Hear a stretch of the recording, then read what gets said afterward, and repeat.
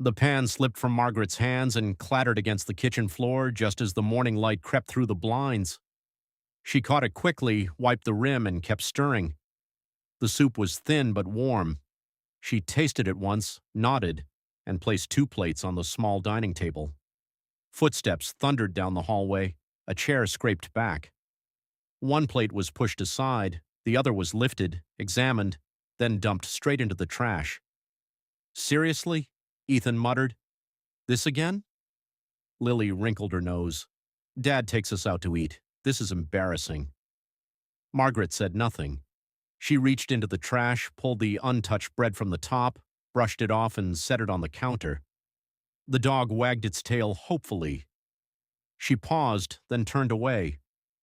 If this story is already touching your heart, don't forget to like the video and subscribe to the channel. Your support keeps stories like this alive. A car horn sounded outside. The children rushed past Margaret, nearly knocking her into the wall. Daniel stepped inside, dressed neatly, confidence in every move.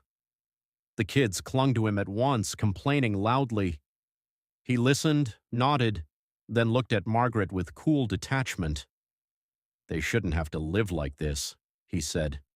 I left so they could have more. He turned and walked out with them. Margaret stood frozen in the doorway until the car disappeared.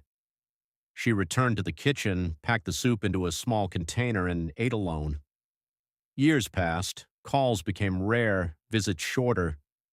The children grew into Daniel's world, private schools, weekend trips, expensive dinners. When Lily got engaged to a wealthy investor in Brookhaven, no invitation came for Margaret. Still, on the wedding day, Margaret wore her best dress and took the bus across town.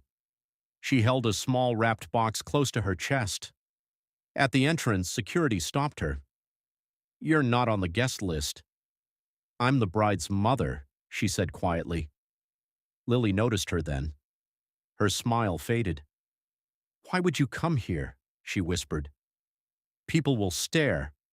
Margaret tried to answer, but no sound came out. A sleek car pulled up nearby. A young woman stepped out, elegant and confident. You should leave, the woman said gently. This isn't the place for you. She pressed some cash into Margaret's palm and guided her away. Margaret didn't resist. She walked back to the bus stop, gift still unopened. That night, Daniel handed Lily the small box. Your mother brought this. Lily opened it. Inside was a simple necklace. This, she scoffed. After everything, you wasted money raising me instead of giving me the life I deserved.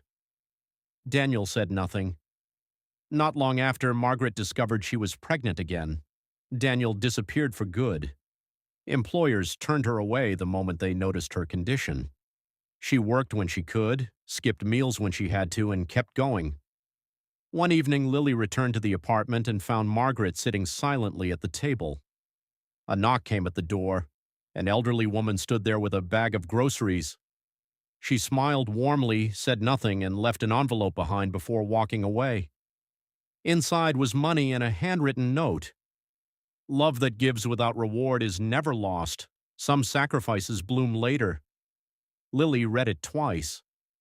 Then she looked at her mother, really looked, and saw the years of quiet strength, the love that never stopped even when it was rejected. I didn't see it before, Lily whispered. Margaret reached for her hand, smiling softly as if forgiveness had been waiting all along.